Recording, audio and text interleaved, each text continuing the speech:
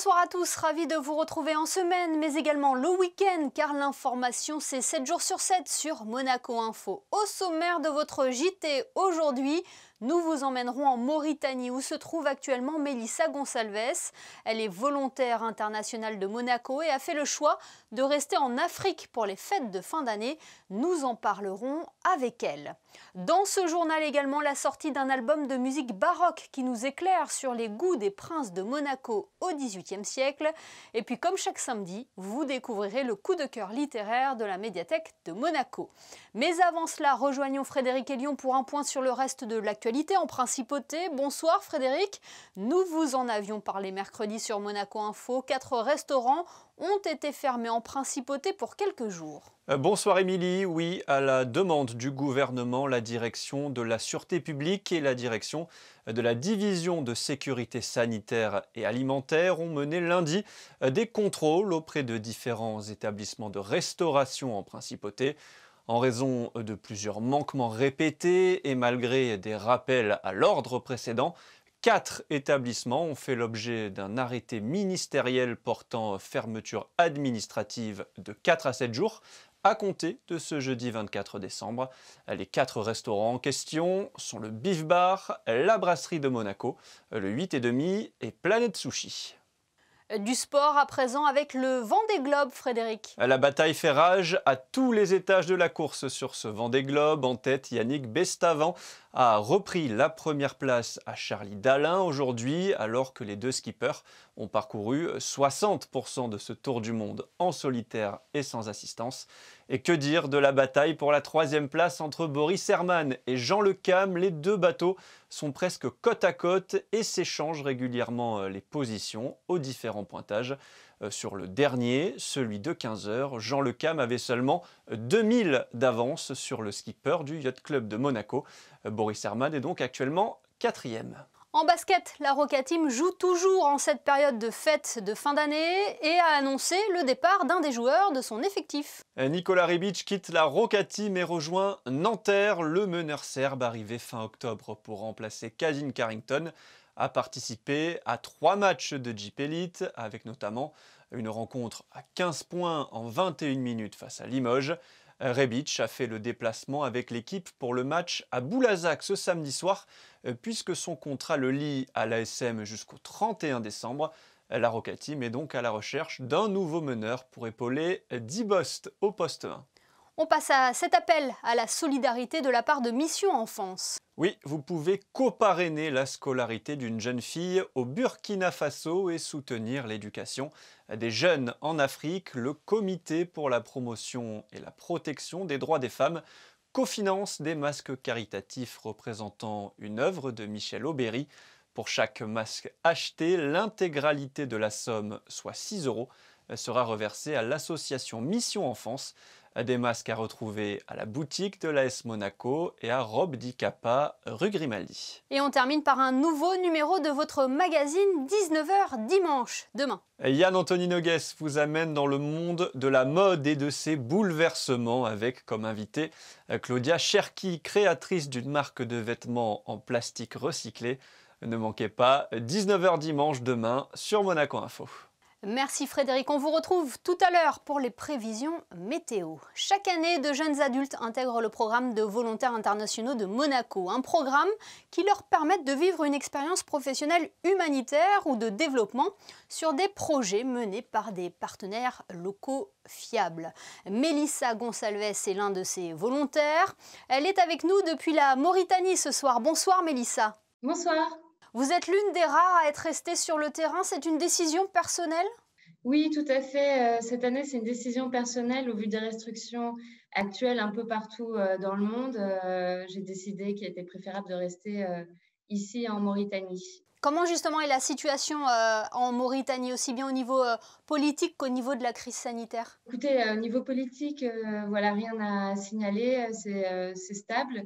En revanche, oui, pour ce qui est de la crise sanitaire, elle existe aussi ici, même si elle est beaucoup moins forte pour le moment. Donc voilà, on continue à faire attention et les restrictions existent aussi. On a le couvre-feu actuellement. Melissa, pourquoi vous êtes lancée dans cette aventure? Qu'est-ce qui vous a motivé à devenir VIM?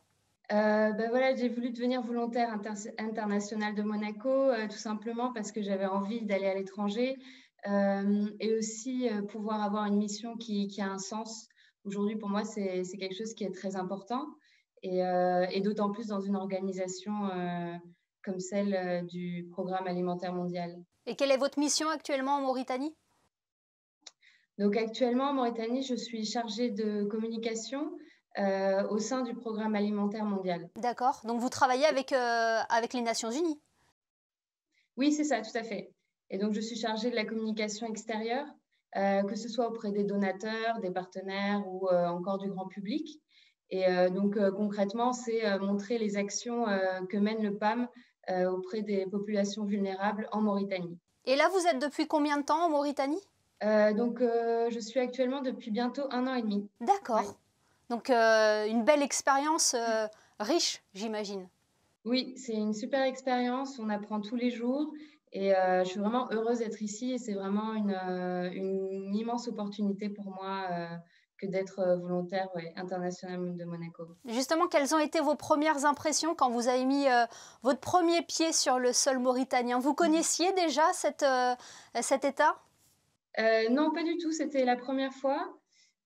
Écoutez, c'était un peu choc culturel, choc du paysage aussi, mais vraiment pas déçue. C'est vraiment un pays très intéressant, très riche et vraiment où il fait, je dirais presque, ouais, il fait bon y vivre d'une certaine manière, ouais.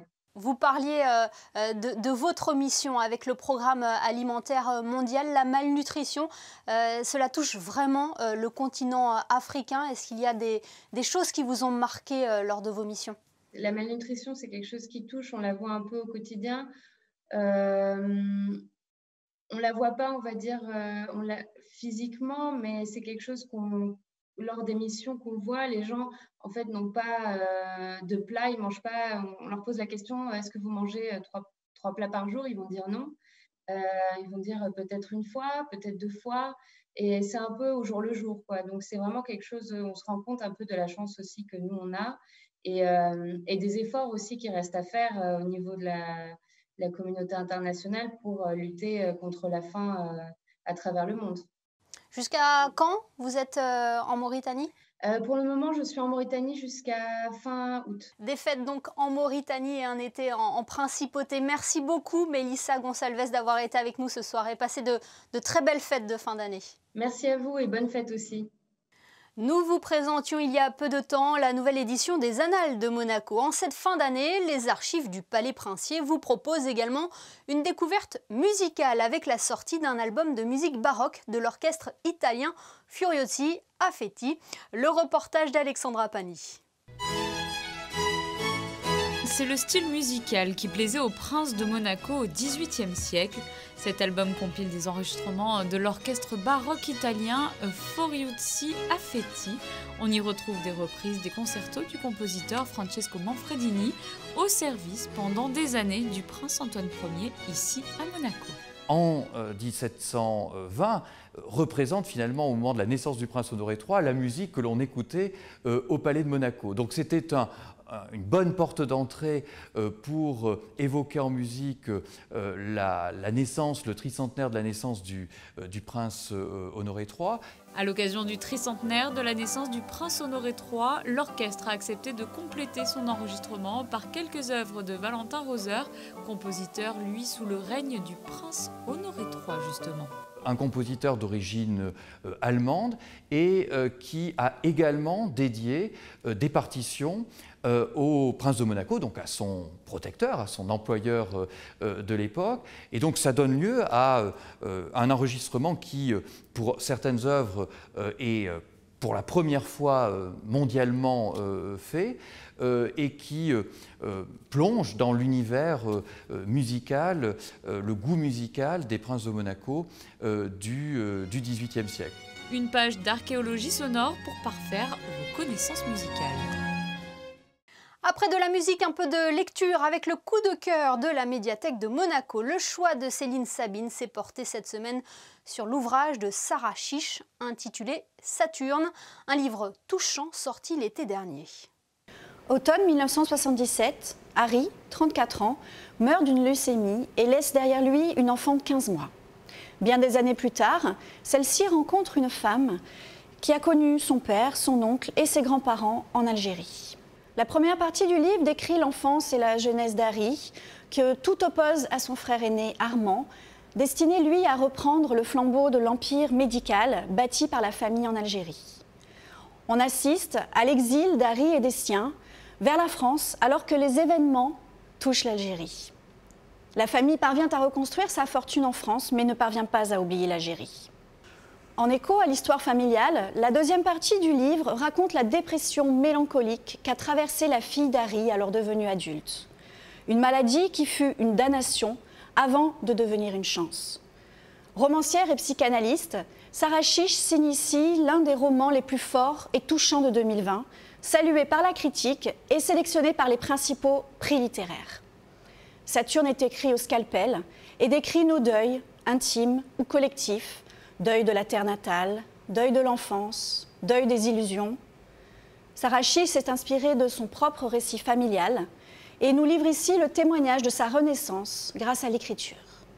Voilà pour le coup de cœur de la médiathèque. On retrouve Frédéric Elion pour les prévisions météo. Quelle est la tendance pour la fin du week-end, Frédéric ? La matinée de dimanche sera ensoleillée, Émilie, puis au fil de la journée, de plus en plus de nuages vont venir couvrir le ciel, avec même de la pluie prévue en soirée. Le thermomètre affichera 4 degrés seulement le matin et 9 l'après-midi. Le soleil se lèvera à 8h01 pour se coucher à 17h01. Comme le veut la tradition, le dimanche suivant Noël, nous fêterons demain à la Sainte Famille.